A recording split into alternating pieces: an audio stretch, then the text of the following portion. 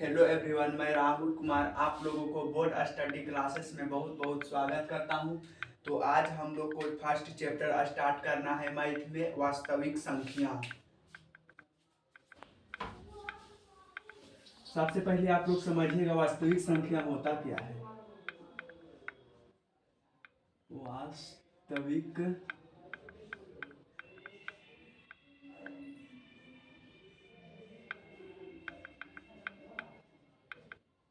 सबसे पहले देखिए आप लोग वास्तविक संख्या रियल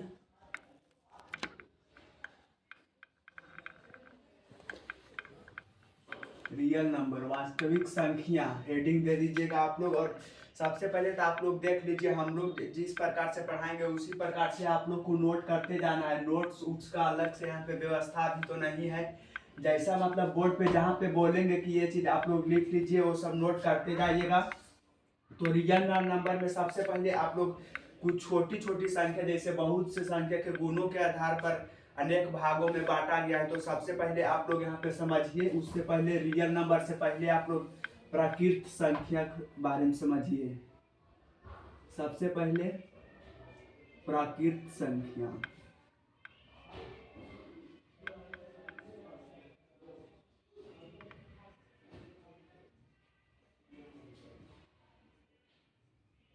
प्राकृतिक संख्या सबसे पहले नेचुरल नंबर।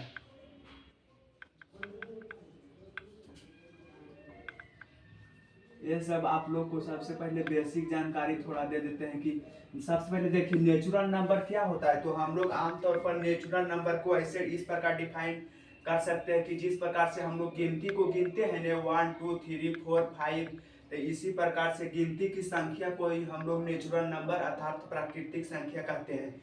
तो प्राकृतिक संख्या का स्टार्टिंग 1 से होता है, 1 2 3, तो 1 से इंफिनिटी यही प्राकृतिक संख्या।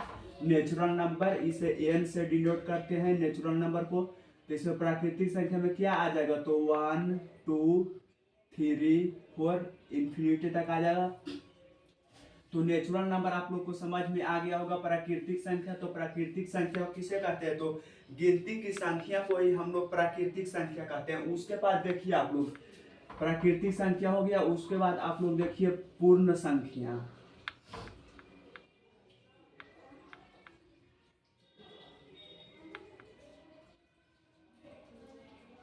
पूर्ण संख्या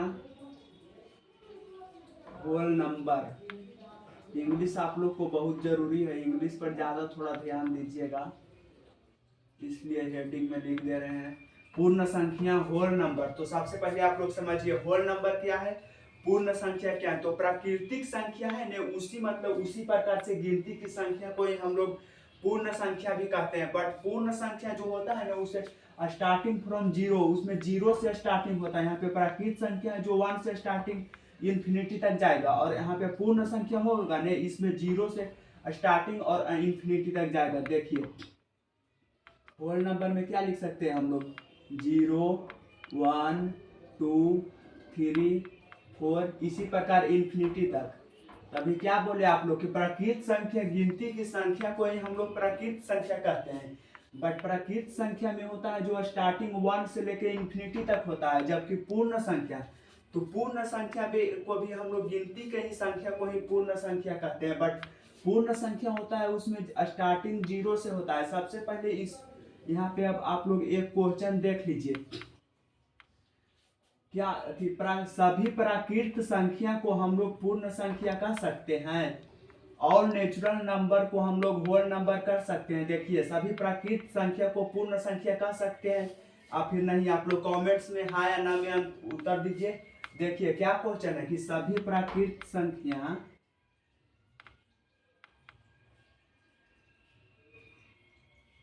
क्या सभी प्राकृत संख्या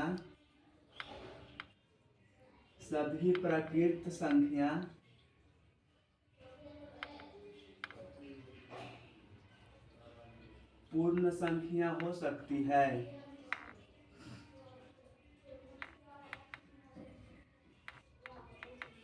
देखिए आप लोग का क्वेश्चन क्या है, क्या सभी प्राकृत संख्या पूर्ण संख्या हो सकती है। तो अभी आप लोग को हम क्या बताएं कि प्राकृत संख्या जो होती है 1 से स्टार्टिंग होती है और पूर्ण संख्या होती है जो 0 से। तो क्या क्वेश्चन है, क्या सभी प्राकृत संख्या पूर्ण संख्या हो सकती है? तो सभी प्राकृत संख्या में क्या आ जाएगा, प्राकृत संख्या देखिए 1 से स्टार्टिंग होगा, 1 2 3 4 से इंफिनिटी तक। अब होल नंबर में क्या 0 से स्टार्टिंग होगा, 0 1 2 3 से इंफिनिटी तक। तो देखिए क्या सभी प्राकृत संख्या पूर्ण संख्या हो सकती है? यहाँ पे सभी प्राकृत संख्या है यहाँ पे, और ये सभी पूर्ण संख्या। तो क्वेश्चन में क्या सभी प्राकृत संख्या पूर्ण संख्या हो सकती है? तो देखिए सभी प्राकृत संख्या 1 2 3 4 से इंफिनिटी तक पूर्ण संख्या हो सकती है। तो देखिए 1 यहाँ पूर्ण संख्या में है ना जी, 2 भी है, 3 भी है, 4 भी है, इसी प्रकार इंफिनिटी तक। तो क्या सभी प्राकृत संख्या पूर्ण संख्या हो सकती है? तो क्या आप लोग को आंसर में आना चाहिए, तो हाँ सभी प्राकृत संख्या पूर्ण संख्या हो सकती है।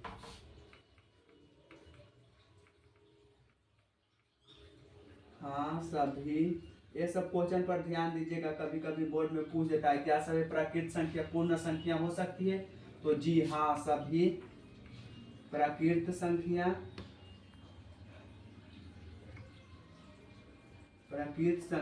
पूर्ण संख्या हो सकती है।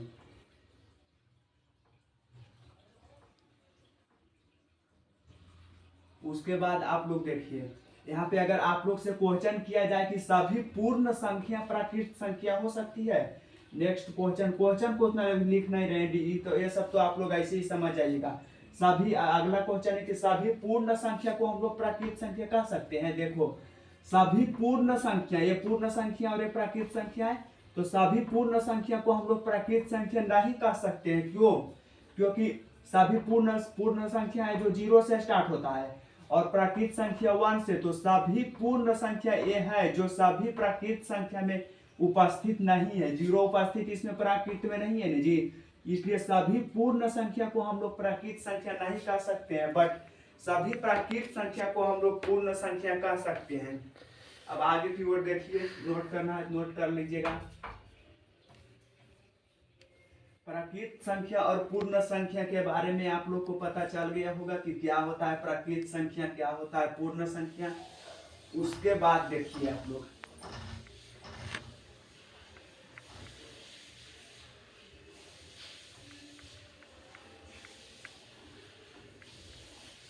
अभाज्य संख्या।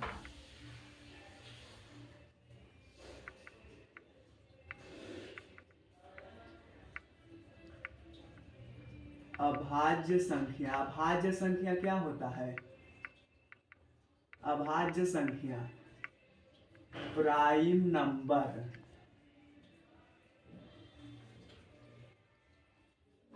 देखिए आप लोग अभाज्य संख्या तो वैसी संख्या जिसका केवल 2 गुणनखंड हो उसे हम लोग अभाज्य संख्या कहते हैं। अब आप लोग देखिए बताइएगा कौन अभाज्य संख्या है।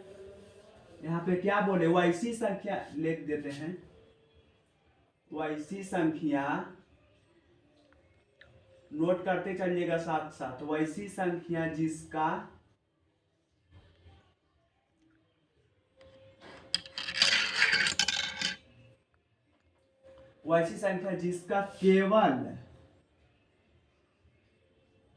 केवल या मात्र 2 गुणनखंड हो, गुणनखंड या गुणक वही हुआ,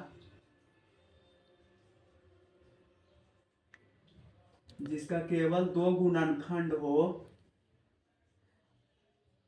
उसे हम लोग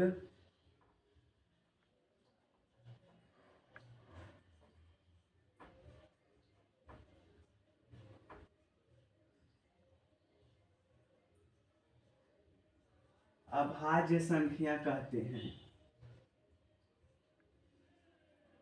देखिए अभाज्य संख्या वैसी संख्या जिसका केवल 2 गुणनखंड हो उसे हम लोग अभाज्य संख्या कहते हैं। तो देखिए ये 2 है एग्जाम्पल में, इसका आप लोग को अगर गुणनखंड निकालना होगा तो देखिए इसका 2 को अगर आप गुणनखंड निकालिएगा किस प्रकार इसको लिख सकते हैं, 2 गुणे 1, देखिए इसका कितना गुणनखंड हुआ है, 2 गुणनखंड हुआ, तो ये अभाज्य संख्या है। और एक क्वेश्चन भी कभी कभी बोर्ड में पूछ देता है कि सबसे छोटी अभाज्य संख्या कौन है, तो सबसे छोटी अभाज्य संख्या यही 2 हुआ। लिख लीजिए यहाँ पे सबसे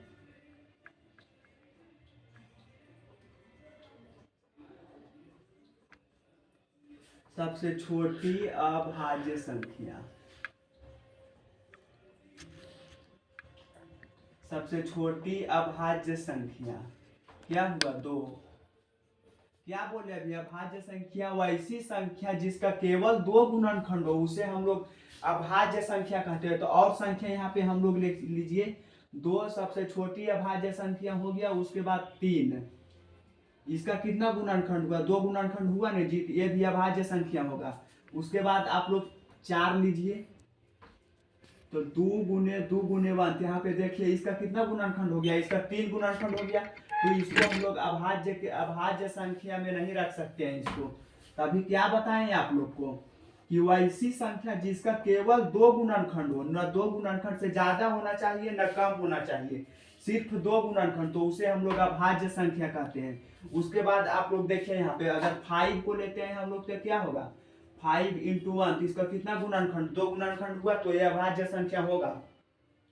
उसके बाद बताइए आप लोग के बताना है कि 1 से 10 के बीच में कितनी अभाज्य संख्या होगी, 1 से 10 के बीच में कितनी अभाज्य संख्या होंगे। तभी आप लोग को क्या बताएं कि वैसी संख्या जिसका केवल मात्र 2 गुणनखंड हो उसे हम लोग अभाज्य संख्या कहते हैं। तो देखिए यहाँ पे 1 से 10 के बीच में कितना अभाज्य संख्या आता है। 1 से 10 के बीच में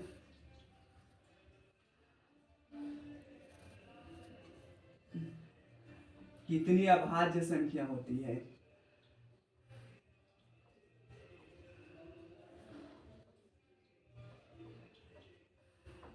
एक से 10 के बीच में कितनी अभाज्य? देखिए आप लोग अभी क्या बताएं कि एकदम परिभाषा बताएंगे, इतना बार रिपीट कर देंगे ना कि आप वीडियो अगर ध्यान से देखिएगा नहीं तो आपको देखते ही देखते याद हो जाएगा पूरा। क्या बताएं अभी कि वैसी संख्या जिसका केवल 2 गुणनखंड हो उसे हम लोग अभाज्य संख्या कहते हैं। तो देखिए आप लोग 1 से 10 के बीच में कितनी अभाज्य संख्या है? तो सबसे पहले तो अभाज्य संख्या 2 हो गया, उसके बाद 3 हो गया, उसके बाद कितना हो जाएगा? 4 तो नहीं होगा क्योंकि 4 को अगर गुणनखंड निकालिएगा ना आप लोग तो 2 × 2 × 1 4 का 3 गुणनखंड होगा। लेकिन अभी बताएं कि वैसी संख्या जिसका केवल 2 गुणनखंड हो उसे ही हम लोग अभाज्य संख्या कह सकते हैं। तो 3 4 तो नहीं होगा। अब यहाँ पे देखिए 5 होगा अभाज्य संख्या क्योंकि इसका 2 गुणनखंड होगा 5 × 1। उसके बाद 7 होगा अभाज्य संख्या। तो देखिए 1 से 10 के बीच में कितनी अभाज्य संख्या होती है? तो कितना हुआ? 2 2 4। इसके बाद 8 तो नहीं होगा, 9 भी नहीं होगा, 10 भी नहीं। तो 10 के बीच में कितनी अभाज्य संख्या हो गया? तो 4। उसी प्रकार आप लोग से पूछ सकता है कि 20 के बीच में कितनी अभाज्य संख्या होगा? तो 7 होगा, हो गया। उसके बाद कितना क्या होगा? 11 होगा, 13 होगा, 14 15 16 तो नहीं होगा, फिर 17 होगा, फिर 19 होगा। इसी प्रकार तो आशा करते हैं कि आप लोग अभाज्य संख्या को अच्छी तरह से समझ गए होंगे। अब आप लोग के बताते हैं भाज्य संख्या। भाज्य संख्या क्या होता है? Composite number. भाज्य संख्या देखिए आप लोग what is composite number? Composite number इसका मतलब भाज्य संख्या क्या होता है? तो वैसी संख्या जिसका 2 से ज्यादा गुणनखंड हो, वैसी संख्या जिसका 2 से ज्यादा गुणनखंड हो उसे हम लोग भाज्य संख्या कहते हैं। तो देखिए आप लोग यहाँ पे भाज्य संख्या,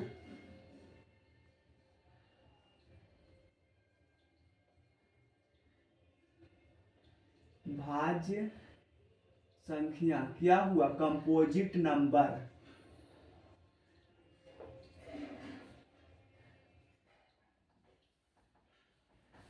परिभाषा डिफिनेशन नहीं लिखा रहा है, डिफिनेशन तो इतना बार बोलेंगे कि आप लोग के एकदम ओट पर रहेगा।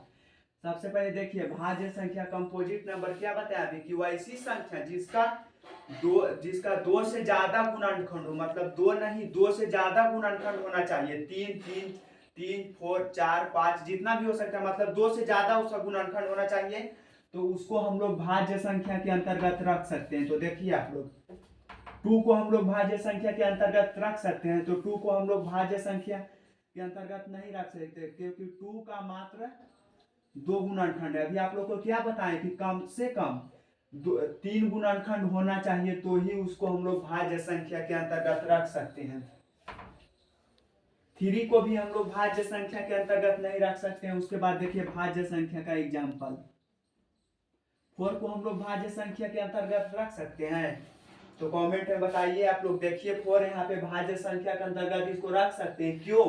यहाँ पे देखिए 4 का सबसे पहले आप लोग गुणनखंड कर लीजिए, 2 2 जब 4 2 1, इसका कितना गुणनखंड? 3 गुणनखंड हो गया, 2 2 1 2 2 1। अभी क्या बताया? भाज्य संख्या। वैसी संख्या जिसका तीन गुणनखंड हो या 3 से ज्यादा गुणनखंड हो, मतलब उसको 2 से ज्यादा उसका गुणनखंड होगा तो उसे हम लोग भाज्य संख्या के अंतर्गत रख सकते हैं। उसके बाद देखो आप लोग 4 के बाद क्या भाज्य संख्या होगा? 6 होगा, क्यों? तो इसका देखो 2 3 1, इसका कितना को गुणनखंड? 3 गुणनखंड हो गया, तो 6 भाज्य संख्या के अंतर्गत इसको हम लोग रख सकते हैं। उसके बाद 8 हो गया, उसके बाद 9 हो गया, उसके बाद 10 हो गया, उसके बाद 12 हो गया, उसके बाद 14 हो गया, 15 हो गया, 16 हो गया, 18 हो गया। इसी प्रकार से जिसका मतलब 2 से ज्यादा 3 गुणनखंड हो या फिर 3 से ज्यादा गुणनखंड हो तो उसे हम लोग भाज्य संख्या के अंतर्गत रख सकते हैं। मोस्ट इंपॉर्टेंट क्वेश्चन देखिए अब आप लोग, ये बोर्ड एग्जाम में ये क्वेश्चन पूछा है कि सबसे पहले तो आप लोग कमेंट में बताइए कि सबसे छोटी विषम भाज्य संख्या कौन होगा? सबसे छोटी विषम भाज्य संख्या बताइए आप लोग। देखिए सबसे छोटी, बहुत लड़कन के क्वेश्चन पता नहीं रहता, इसलिए ये क्वेश्चन पर थोड़ा गौर कीजिएगा आप लोग। सबसे छोटी विषम सबसे छोटी विषम भाज्य संख्या, सबसे छोटी विषम भाज्य संख्या कौन है बताइए तो आप लोग जरा। अभी क्या बोले आप लोग को भाज्य संख्या में कि वैसी संख्या जिसका 3 या 3 से ज्यादा गुणनखंड हो तो उसे हम लोग भाज्य संख्या के अंतर्गत रख सकते हैं। तो भाज्य संख्या क्वेश्चन देखो आप लोग, देखिए आप लोग, सबसे छोटी भाज्य संख्या, सबसे छोटी विषम भाज्य संख्या कौन होगा? यहाँ पे देखो 9, उससे छोटी भाज्य संख्या हो सकता है 4 है ना जी, तो वो सम संख्या है। यहाँ पे बात किसकी कर रहे हैं हम? विषम संख्या, ऑड नंबर का बात कर रहे हैं ने, तो सबसे छोटी विषम भाज्य संख्या 9 होगा, क्यों? तो देखो देखिए आप लोग 9 का फैक्टर निकालिए आप लोग, 3 इंटू 3 इंटू 1 होगा तो इसका 3 गुणनखंड हो गया जी, तो इसको भाज्य संख्या के अंतर्गत रख सकते हैं। तो आशा करते हैं कि अब आप लोग को भाज्य संख्या अच्छी से समझ में आ गई होगी। तो वैसी संख्या जिसका गुणनखंड 3 या 3 से ज्यादा गुणनखंड हो तो उसे हम लोग भाज्य संख्या कहते हैं।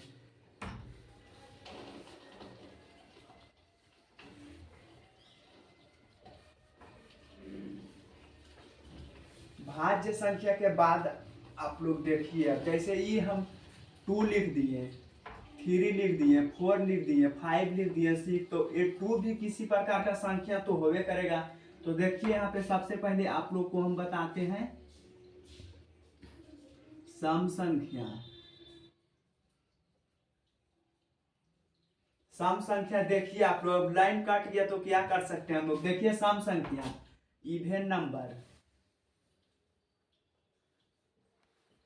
सम संख्या इवन नंबर, तो वैसी संख्या जो 2 से पूर्णतः विभाजित हो जाए, मतलब इसमें पूर्णतः लगाना बहुत जरूरी है। तो देखिए सम संख्या क्या होगा? तो वैसी संख्या जो 2 से पूर्णतः विभाजित हो जाए उसे हम लोग सम संख्या कहते हैं।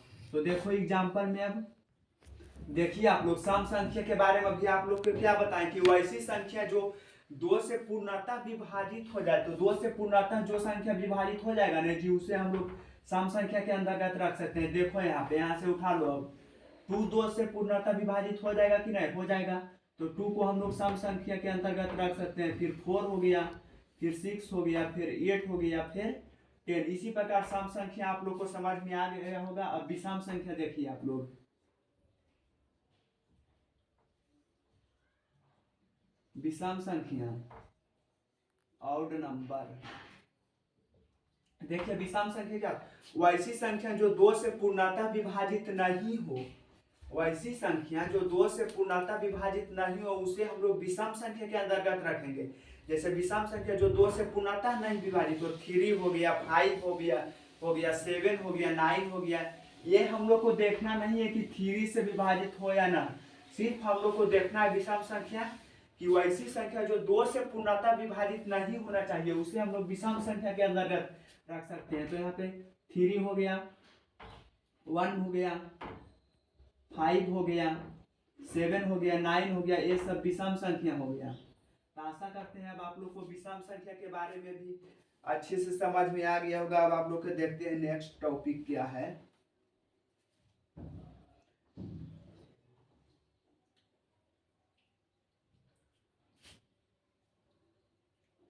इरेज करने वाला कहाँ रखती है?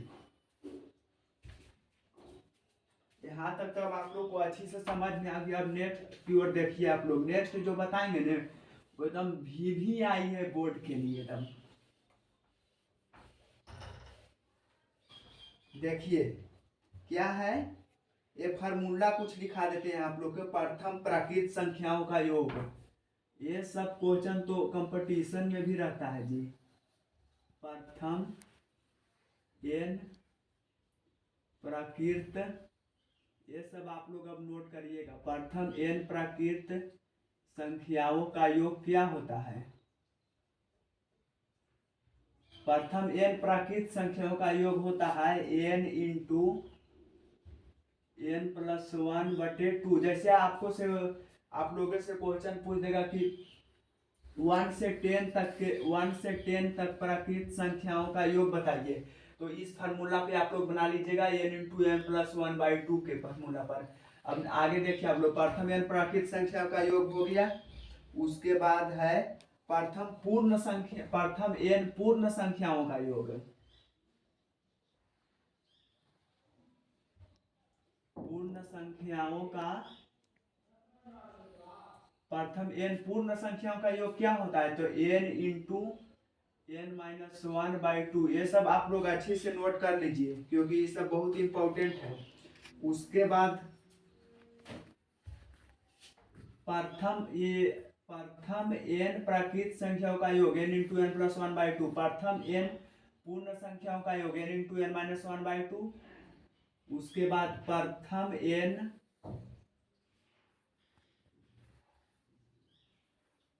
सम संख्याओं का योग क्या होता है? n into n+1। इसके बाद क्या है? प्रथम n विषम संख्याओं का योग,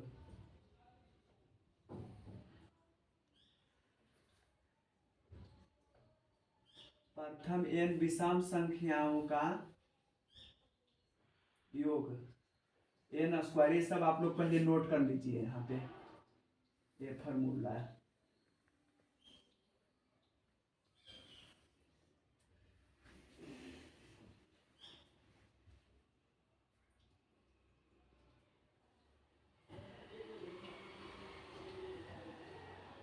आशा करते हैं कि अब आप लोग यहाँ तक नोट कर लिए होंगे। तो प्रथम n प्राकृत संख्या का योग n इंटू n+1/2, प्रथम n पूर्ण संख्याओं का योग n इंटू n-1/2, प्रथम n सम संख्याओं का योग n इंटू n+1, प्रथम n विषम संख्याओं का योग n²।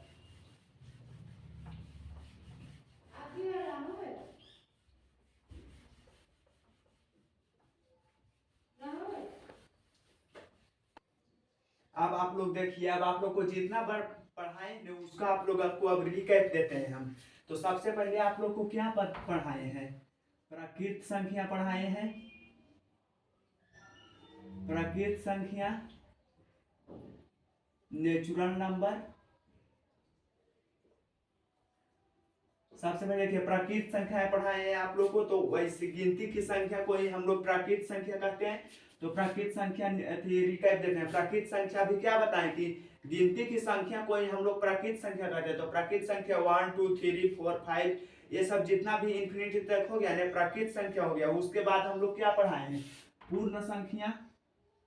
रिकैप देख लीजिए अब आप लोग और का पूर्ण संख्या।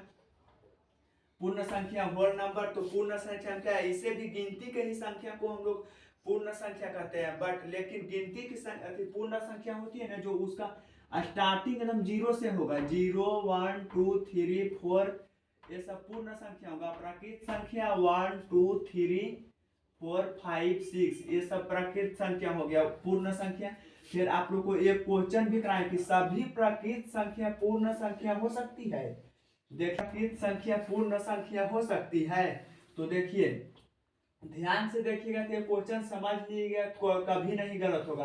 क्या कह रहा है क्वेश्चन कि सभी प्राकृत संख्या पूर्ण संख्या हो सकती है। तो देखिए सभी प्राकृत संख्या में 1 से इंफिनिटी, तो यहाँ पे देखिए पूर्ण संख्या में 1 से इंफिनिटी है ना जी, तो सभी प्राकृत संख्या पूर्ण संख्या हो सकती है, लेकिन सभी पूर्ण संख्या प्राकृत संख्या नहीं हो सकती है। उसके बाद आप लोग के बताएं अभाज्य संख्या, अभाज्य संख्या कंपोजिट प्राइम नंबर, तो वैसी संख्या जिसका केवल 2 गुणनखंड हो उसे हम लोग अभाज्य संख्या कहते हैं। जैसे 2 हो गया, 2 हो गया, 5 हो गया, 7 हो गया, 11 हो गया, इसका ये सब का सिर्फ 2 गुणनखंड है, तो इसे ही हम लोग अभाज्य संख्या कहते हैं। उसके बाद देखिए आप लोग भाज्य संख्या क्या होता है। भाज्य संख्या देखिए आप लोग यानी कंपोजिट नंबर, तो अभी क्या बताएं कि वैसी संख्या जिसका 3 या 3 से ज्यादा गुणनखंड हो उसे हम लोग भाज्य संख्या कहते हैं। तो भाज्य संख्या में सबसे पहले हम लोग 4 को रखते हैं। देखिए तो 4 को अगर गुणनखंड आप लोग निकालिएगा तो 4 का कितना गुणनखंड निकलेगा, 4 का 3 गुणनखंड निकलेगा, 2 इंटू 2 इंटू 1, 3 गुणनखंड निकला, तो ये 4 है जो भाज्य संख्या है। तो भाज्य संख्या के अंतर्गत क्या हो गया, 4 हो गया, फिर 6 हो गया, फिर 8 हो गया, 9 हो गया, ये सब जितना इंफिनिटी तक सब आ जाएगा भाज्य संख्या के अंतर्गत। उसके बाद आप लोग को बताएं क्या कि प्रथम n प्राकृत संख्या का योग क्या होता है, तो n इंटू एन प्लस 1/2, प्रथम n पूर्ण संख्या का योग तो n इंटू एन माइनस 1/2, प्रथम n सम संख्या का योग तो n इंटू एन प्लस 1, उसके बाद प्रथम n विषम संख्या का योग तो n स्क्वायर। यहाँ तक इतना तक आप लोग को आशा करते हैं कि समझ में आ गया। एक टॉपिक और आप लोग को पढ़ा देते हैं, जितना भी हम पढ़ाते हैं वो सब वीडियो एकदम अगर आप लोग को एक बार में क्लियर नहीं होगा तो 2x के स्पीड पर देखिएगा दोबारा। सबसे पहले हम लोग देखो, पहले से आप लोग को कुछ पहले बता देते हैं। सबसे पहले तो आप लोग को 5 से 6 महीना में पूरा मैथ के बुक एकदम एनसीईआरटी पूरा निचोड़ एकदम खत्म कर देंगे। उसके बाद रिवीजन स्टार्ट हो जाएगा। उसके बाद ऐसा ऐसा क्वेश्चन कराएंगे ना जो बोर्ड एग्जाम में टकराता है क्वेश्चन, उसी प्रकार के क्वेश्चन कराएंगे। अभी तो सबसे पहले 6 महीना में खत्म होगा, उसके बाद पूरा बुक फिर एक बार खत्म करेंगे, और फिर उसके बाद क्वेश्चन छाट छाट के देंगे आप लोग जो बोर्ड एग्जाम में पूछता है। उसके बाद एक और टॉपिक देख लीजिए आप लोग, जैसे किसी भी संख्या का हम लोग गुणनखंड, किसी भी संख्या का हम लोग गुणनखंड निकालते हैं। तो गुणनखंड कैसे निकालते हैं, फैक्टर किसी भी संख्या का, तो जैसे 8 हो गया, 8 हो गया, इसका हम लोग के गुणनखंड निकालना है। तो इसको आप लोग सबसे पहले गुणनखंड इस प्रकार निकालिए, एलसीएम निकालिए इसको पहले, सबसे पहले आप लोग। तो एक क्या 2 से लगेगा तो 4, फिर 2 से लगेगा तो 2, फिर 2 से लगेगा तो 1, तो 8 का गुणनखंड पूछेगा तो क्या हो जाएगा 2 into 2 into 2 into 1, 2 into 2 into 2 into 1। तो इसी प्रकार से गुणनखंड निकलता है। जैसे 9 का हम लोग को गुणनखंड निकालना है तो 3 से लगेगा, फिर 3 से लगेगा तो 1, तो 9 का गुणनखंड 3 इंटू 3 इंटू 1, इसी प्रकार से गुणनखंड निकलता है। जैसे अब हम लोग बड़ा नंबर लेते हैं थोड़ा, जैसे 16, इसका आप लोग को मान लिए गुणनखंड निकालना है। सबसे पहले आप लोग 2 से लगाइए तो 8 हो जाएगा, फिर 2 से लगाइए तो 4 हो जाएगा, फिर 2 से लगाइए तो 2, फिर 2 से लगाइए तो 1। तो 16 का गुणनखंड निकालना है। 16 का कितना गुणनखंड हो गया, तो 1 2 3 4 5, तो 16 का 5 गुणनखंड हो गया। इसी प्रकार 2 इंटू 2 इंटू 2 इंटू 2 इंटू 1, इसी प्रकार 16 का गुणनखंड निकाल गया कि नहीं। आप लोग को मानते हैं 13 का गुणनखंड जैसे निकालना है 13 को, तो इसका पहले एलसीएम निकालिए आप लोग। 13 से लगेगा तो 1, तो 13 का गुणनखंड क्या हो गया 13 इंटू 1, एक चीज अब आप लोग और देख लीजिए थोड़ा। गुणनखंड निकालना तो अब आप लोग को आ गया होगा। और किसी भी संख्या, कोई भी संख्या जैसे रूट के अंदर है, अब उसको, उस संख्या को हम लोग को रूट से बाहर निकालना है, तो उसको किस प्रकार निकालेंगे हम लोग। जैसे देखिए रूट के अंदर 4 है ना जी, तो इसको हम लोग निकालना है रूट से बाहर, इसको हम लोग निकालना है। तो रूट में जो संख्या रहेगा ना उसका सबसे पहले आप लोग गुणनखंड निकाल लीजिए। तो अभी आप लोग को गुणनखंड निकालना बताए ना, तो 4 का गुणनखंड सबसे पहले निकालिए आप लोग। तो क्या हो जाएगा 2, फिर 2, 1। देखिए अब रूट के अंदर 2 इंटू 2 इंटू 1 हो गया, इसका 2 गुणनखंड। तो सबसे पहले इसमें आप लोग को देखना है कि गुणनखंड देखना है, जो जोड़ा बनेगा ना उस गुणनखंड को हम लोग रूट के अंदर से बाहर निकालेंगे। तो 2 का जोड़ा बन रहा है, 2 को जोड़ा बन रहा है जी, तो 2 को हम लोग रूट से बाहर निकालेंगे। और रूट के अंदर 1 रहे या ना रहे उससे कुछ फर्क नहीं पड़ता है। तो रूट के अंदर 4 है, 2 जोड़ा बन रहा है तो उसको हम लोग बाहर निकाल दिए, तो इसका क्या हो जाएगा 2। जैसे मान लिया जाए आपको रूट के अंदर दे दिया 16 दे दिया, इसमें आप लोग को 2 का जोड़ा बनाना है। जैसे 16, तो इसका क्या होगा गुणनखंड 2, 4, 8, 16, इसका गुणनखंड 1 होगा ना जी। तो यहाँ देखो 2, इसका अंदर गुणनखंड निकाल के रूट के अंदर हम लोग रख दिए। अब इसमें क्या बोले, अभी अगर किसी भी संख्या का गुणनखंड, किसी भी संख्या को अगर रूट से बाहर निकालना है ना, तो उसको सबसे पहले आप लोग गुणनखंड निकालिए, और गुणनखंड निकालने के बाद उस गुणनखंड को रूट के अंदर लिख दीजिए, और फिर इसमें जो जोड़ा बनेगा ना उसको बाहर निकाल दीजिएगा। तो यहाँ जोड़ा देखिए क्या क्या बन रहा है, 2 का जोड़ा बन रहा है, फिर 2 का जोड़ा बन रहा है, तो उसको बाहर निकाल के गुना कर दीजिए। 2 इंटू 2 क्या हो गया 4।